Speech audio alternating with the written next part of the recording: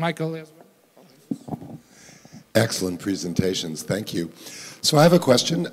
Is any work being done to pair up, say, a smart AOV with a diver, a dive buddy, robotic dive buddy, on some of these deeper dives? And where are you thinking about that? And where's the technology these days? Who could track the diver and et cetera?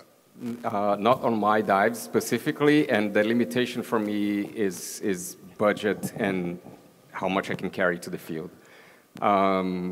We have an ever-increasing number of suitcases. We always travel by plane. We ship some stuff, but the more we take, the more it costs. And every trip, it seems like there's more safety gear added. So we haven't done that yet. We took an ROV once, but we ended up not using it for whatever reason. But it would be very nice to have it. And one of the, I think, the best uses for it, either an ROV or an AOV or a side scan sonar or something like that, would be to profile the bottom before we dive. We don't do that in our team because we can't take something like that to the field. So sometimes we drop down to 100 meters, we only find sand. And then we come back up. That's it, and that's the day. But most of the time we're in the right places because, like you, we also talk to the fishermen and they tell us where the good spots are. Yep. In our case, we did some of the dives with divers, but mainly just to film us. So. Yeah.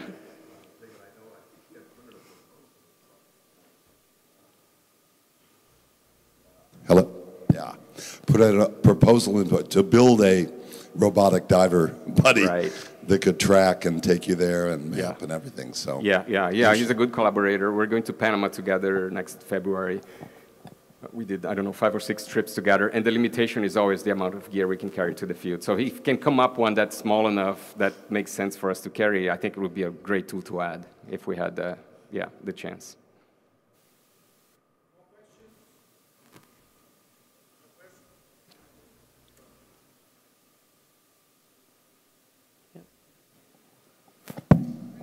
One. Great talk. Luis, I was curious if you're able to implement like divers in the technical diving community to do any like citizen science like transects in areas that you're not able to go, because I know a lot of technical divers really enjoy assisting and helping with projects. Nice. I haven't done it yet. It's definitely a possibility. I don't necessarily, and I don't want to sound bad here. I don't necessarily trust the citizen science data for the shallow reefs because there's too many species and even I sometimes get confused. But the deeper you go, the easier it is to identify and count fish. And the harder it is to misidentify something. So if you're in the shallow water in Indonesia or the Philippines, for example, there's like 30 damselfish that to the untrained eye look exactly the same. If you're in the deep reef, there's 1 or 2. And even if they put the wrong name in one, and I know what the location is and I know what the depth is, I can probably tell what species that is. So it's definitely a possibility. I haven't tried it yet because I have too much fun traveling. But I'll definitely try to do that in the future. It's a good possibility for sure. Hello, Luis. What? Hi. Hello, Luis. I have a question for you. As a marine biologist, I know that in fish, coloration is a way for them to speak with each other.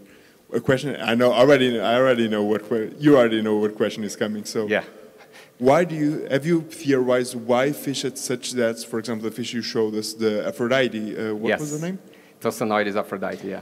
Why do you think a fish at such depths shows such beautiful coloration? Right. What can he possibly be talking with other fish of its kind or other fish of different species? Right.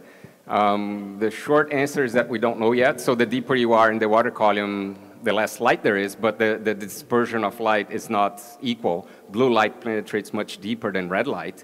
And at the depth, I collected all of those fish. When I showed that image with all of the new species, 10 of the 12 had some kind of color, red or yellow or orange, that the light, the yellow light, the red light is not at the depth where they are. So they're not reflecting anything.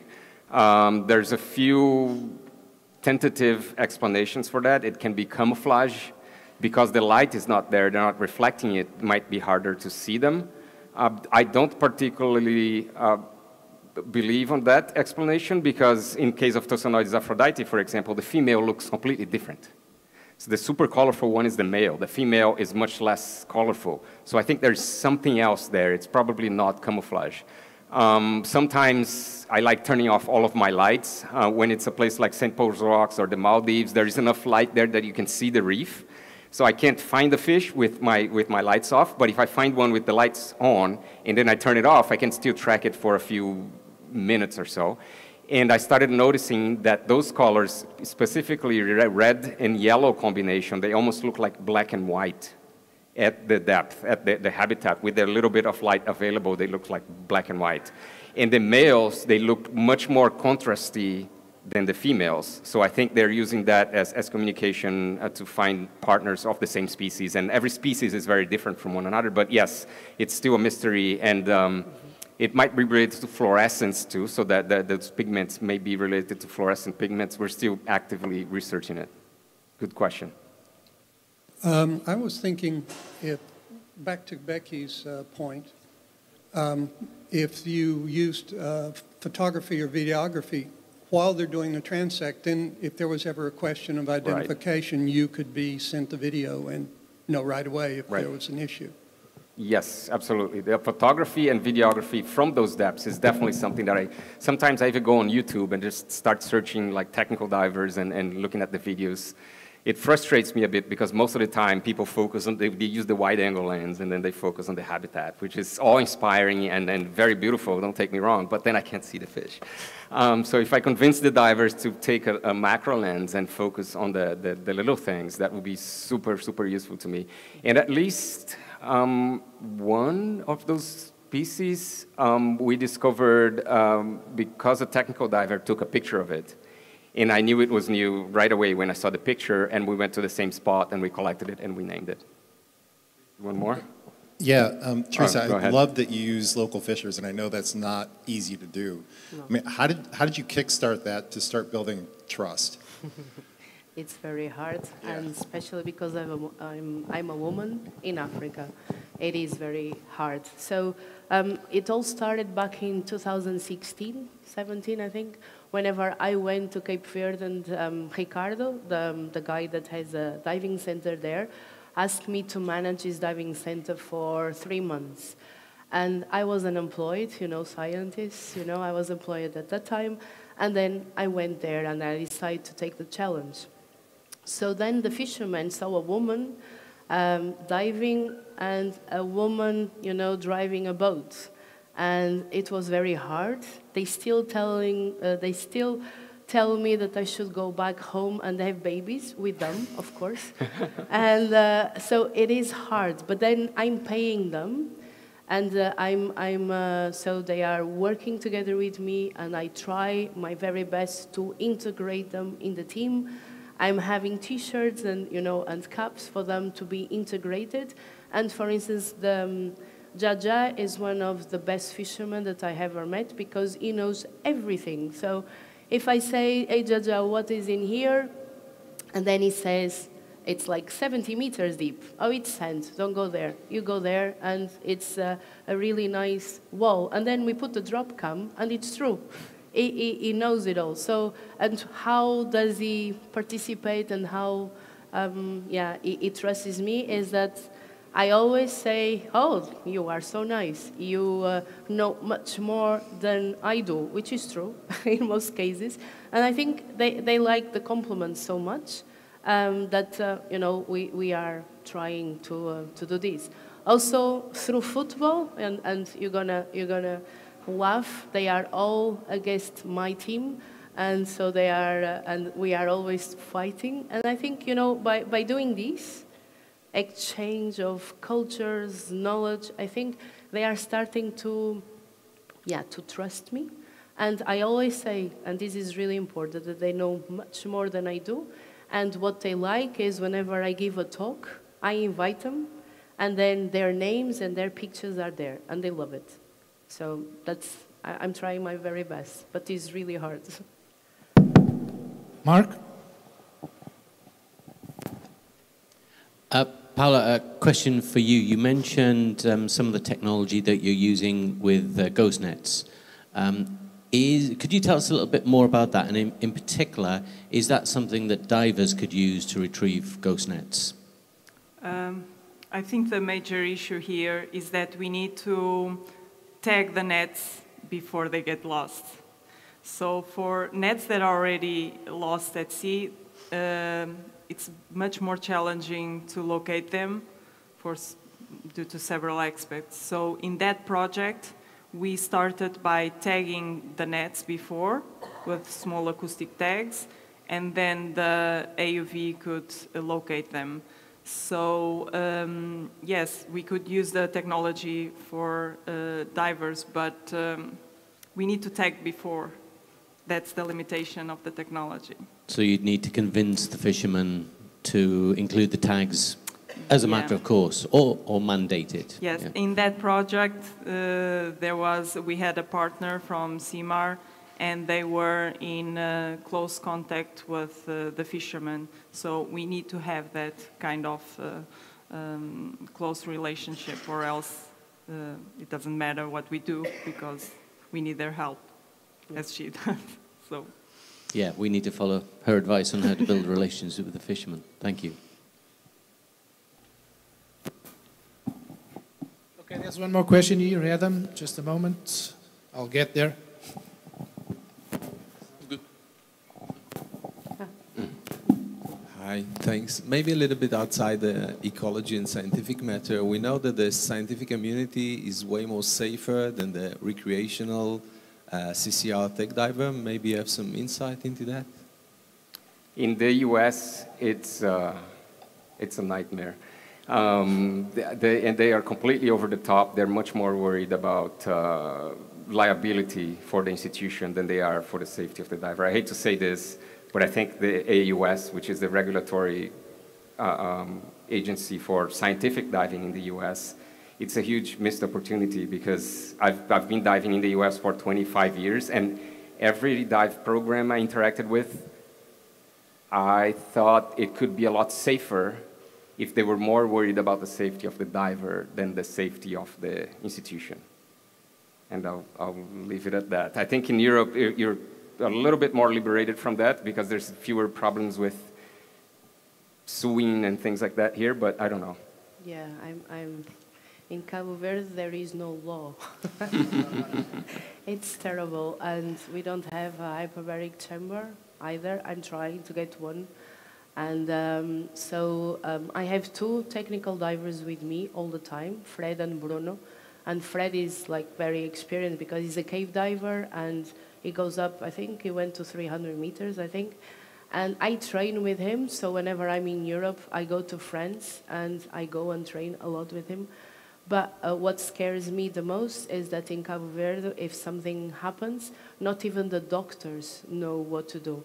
And there was a diving accident last time I was there from a fisherman. He went 3 times to 50 meters, and on the 3rd dive, he had a decompression disease. The symptoms were very obvious. So we ran to the hospital, and we really said to the doctor, please give him oxygen 100%, while I actually contact the hospital in the other island, because the doctor already did a course, and she really wants to have a chamber there.